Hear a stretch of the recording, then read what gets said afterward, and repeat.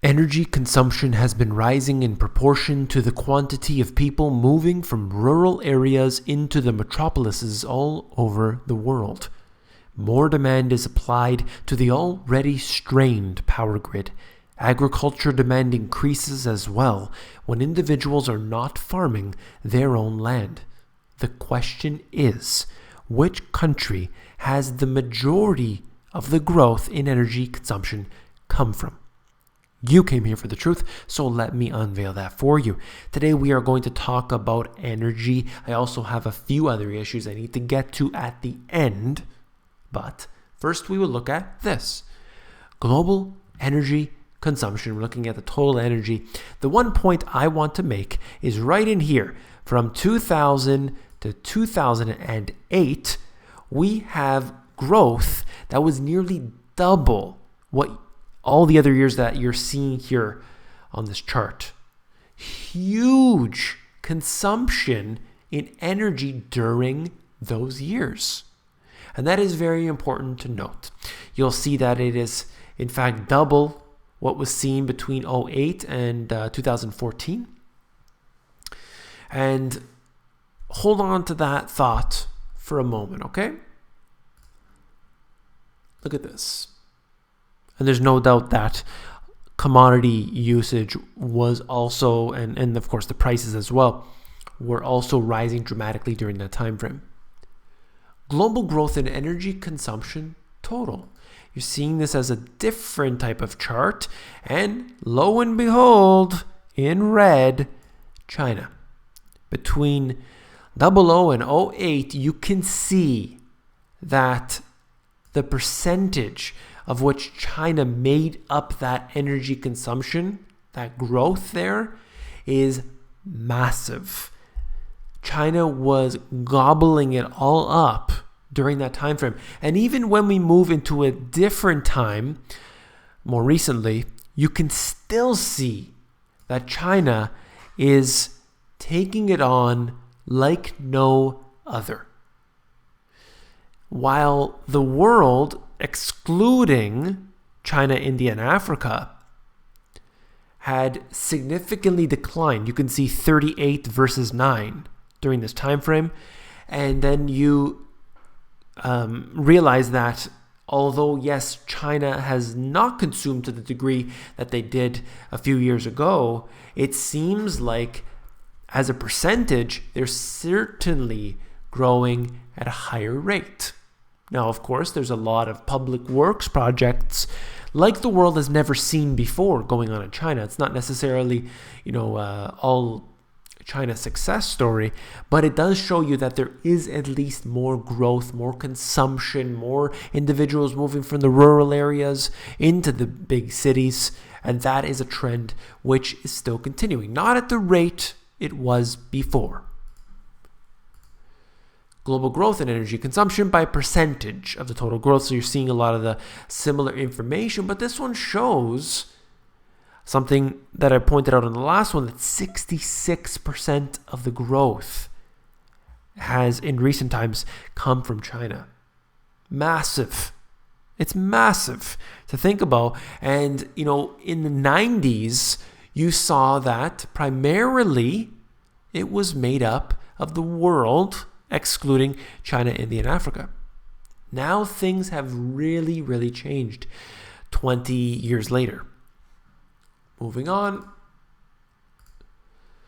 China 25, there's a few things here. 25 to 54-year-old, their population, and it's suggesting that this will be on a decline. Also, the one reason that I mentioned this was the red line is debt. Okay? Skyrocketing, particularly during this time frame, which seems like just prior to the financial crisis. The debt seems to increase dramatically.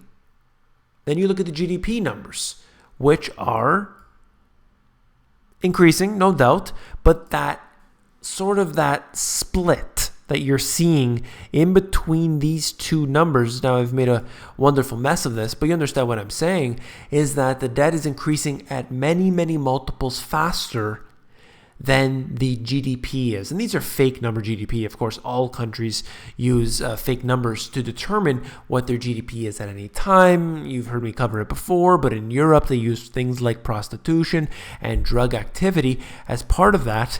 And this is how you know that if they're willing to admit that they do that, what is actually going on under the table.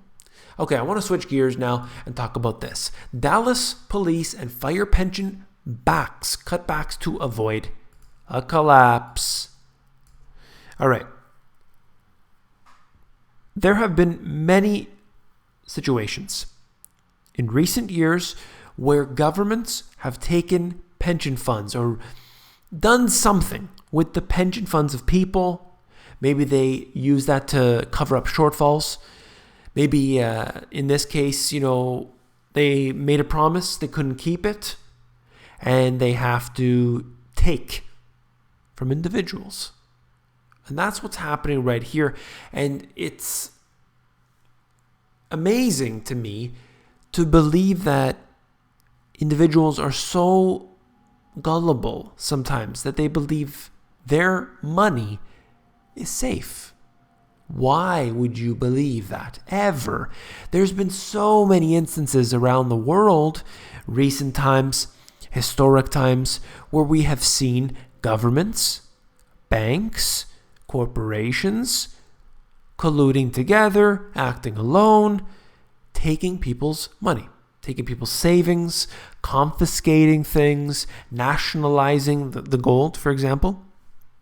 In the US, we've seen bank runs, we have seen bank holidays, we have seen revaluations of currencies, we have seen the destruction of currencies, and people still, generation after generation, they don't get it.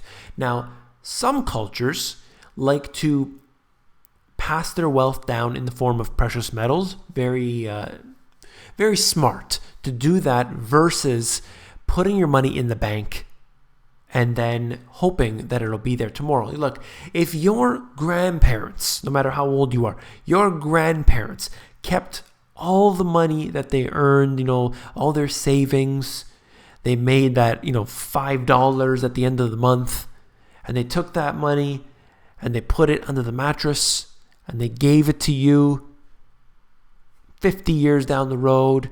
Maybe they passed it down to you and then you passed down to your children and everything.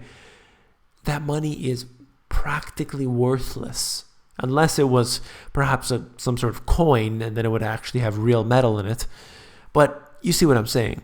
Cash does not hold its value over long periods of time. There is a purpose to have cash. There is a reason as a means of transacting between two individuals, but it's not a way to store wealth. And these people, they just keep putting their money in paper assets. Look, you want to do that, you got to have an exit strategy. It has to be in and out. And I don't recommend it because it's too dangerous, too quick. A lot of individuals that I assist aren't really looking for that. So I don't generally talk about this. But what's important to note is that you cannot trust them. How many more times do you need to be bamboozled? Switching gears again, populist anger is moving politics in Canada. They're saying that according to this Edelman poll, only 43% of Canadians say they trust their government, down from 53% a year earlier. All I want to say is, from my experience, from what I experience on a daily basis, I think that most people that I speak to, they think that everything is great. It's a lot of people siding with liberals as if there's a difference between the two. They really are just complacent. I think a lot of people generally dislike that the government, there's too much taxation and they're, squandering money. The general corruption of governments is understood by people. They don't know how deep it goes, but it doesn't seem to be any different, let's say 5 years ago than it was today. People generally are so loving to the government, no matter what they do. I mean, I use this example all the time because it was so shocking to me. In the G20, People were singing the Canadian national anthem, and as soon as they finished singing, they were trampled, they were beaten, they were kidnapped. Literally, and use that word specifically, kidnapped, put in people driving up in vans. We're not even sure if they're police because they didn't have uniforms on or anything. Driving by, threw people into vans, and they were taken to detention centers. Who were the people picking them up? Probably police, but do you know that? No. You don't know that because they weren't wearing their uniforms, weren't wearing their hats, unmarked vans. I mean, it's literally a kidnapping. People were trampled on horses. Literally, and there's videos of it. You can see it on YouTube. They were sitting down on the floor, doing, their own version of protesting, just sitting down there, and the police ran them over with horses. And people said they deserved it.